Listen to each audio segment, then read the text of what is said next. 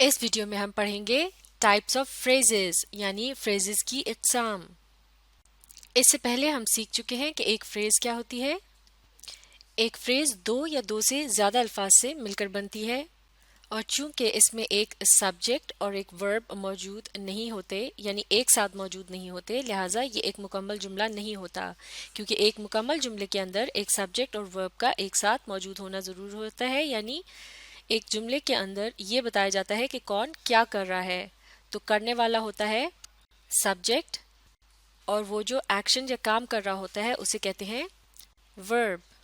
तो इस तरह से एक फ्रेज की मदद से हमें ये नहीं पता चल सकता कि कौन क्या कर रहा है, इसलिए ये एक नामुकम्मल बात होती है जिससे कुछ ना कुछ तो समझ में आता है लेकिन पूरी बात समझ में नहीं आती।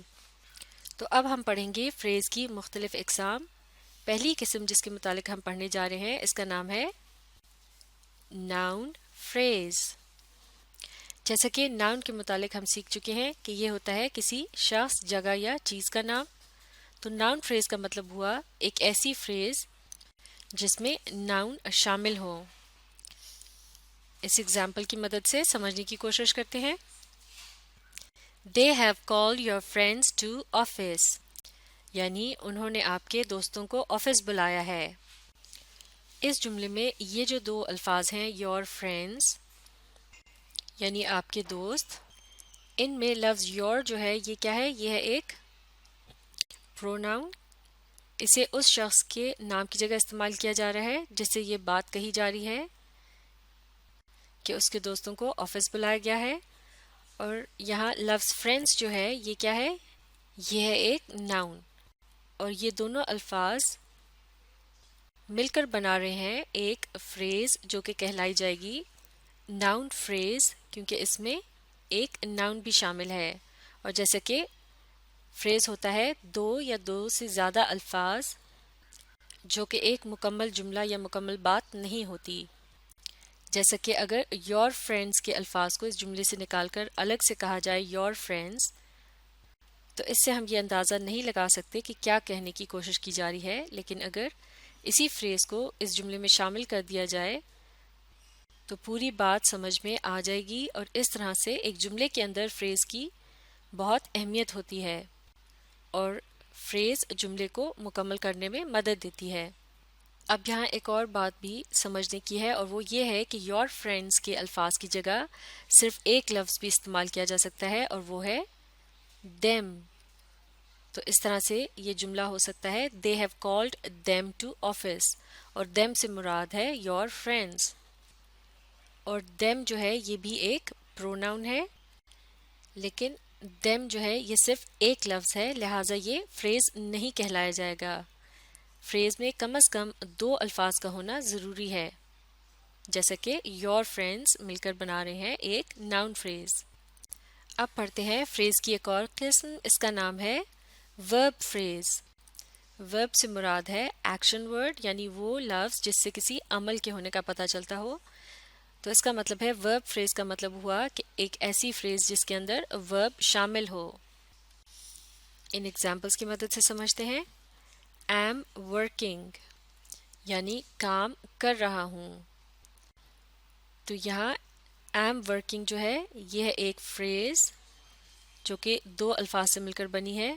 इसमें लफ्ज़ वर्किंग जो है वो है एक वर्ब और यहाँ am जो है ये भी एक हेल्पिंग वर्ब है।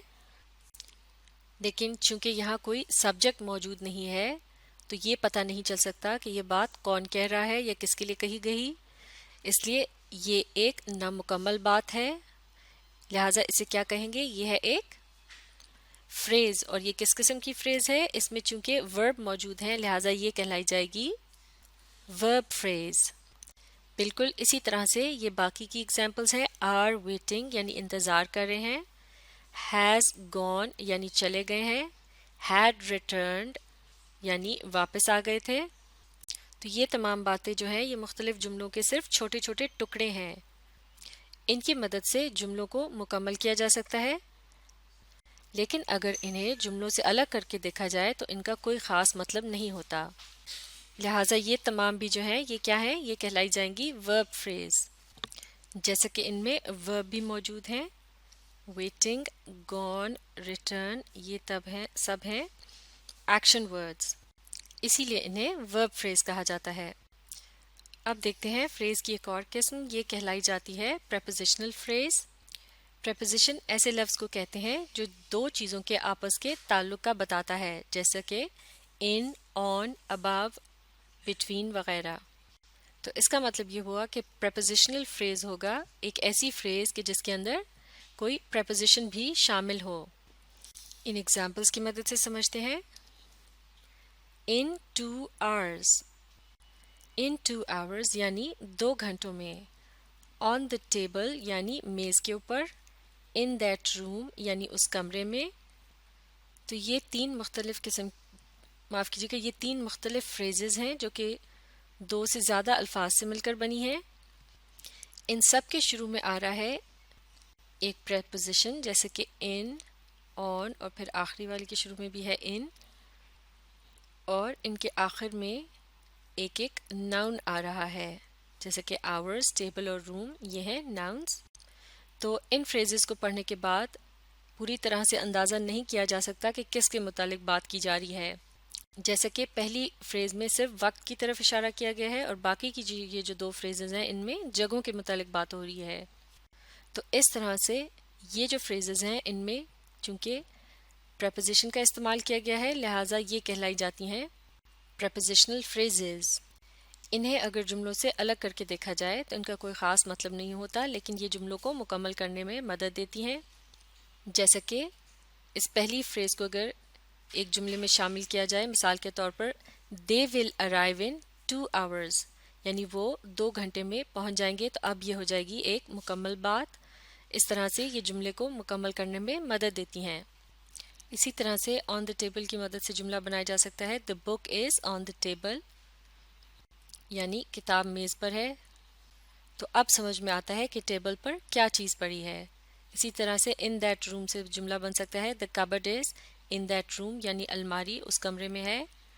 तो अब समझ में आ रहा है कि कमरे में क्या है, क्योंकि अब इन प्रेपोजिशनल फ्रेजेस के शुरू में सब्जेक्ट्स का भी इजाफा कर दिया गया है, यानी इन जुमलों में उन चीज़ों को शामिल कर लिया गया है कि जिनके मुतालिक बात की जा रही है। तो इस तरह से फ्रेजेस की जुमले से अलग कोई ख़ास हैसियत नहीं होती, लेकिन जुमलों को मुकम्मल करने के लिए ये बहुत अहम होती हैं। तो ये थी फ्रेजेस की चंद अक़साम, जैसा कि नाउन फ्रेज जिसमें नाउन का इस्तेमाल किया जाता है, वर्ब फ्रेज जिसमें वर्ब का इस्तेमाल होता है, और प्रेपोजिशनल फ्रेज जिसमें प्रेपोजिशन का इस्तेमाल किया जाता है। इन्हें अच्छी तरह से सीखने के लिए आप इस वीडियो को रिप्ले कीजिए और इसके साथ साथ पढ़ने और समझने की कोशिश जारी रखिए। इसके अलावा एडवर्ब फ्रेज और एडजेक्टिव फ्रेज को हम अगली वीडियोज़ में मुकम्मल करेंगे।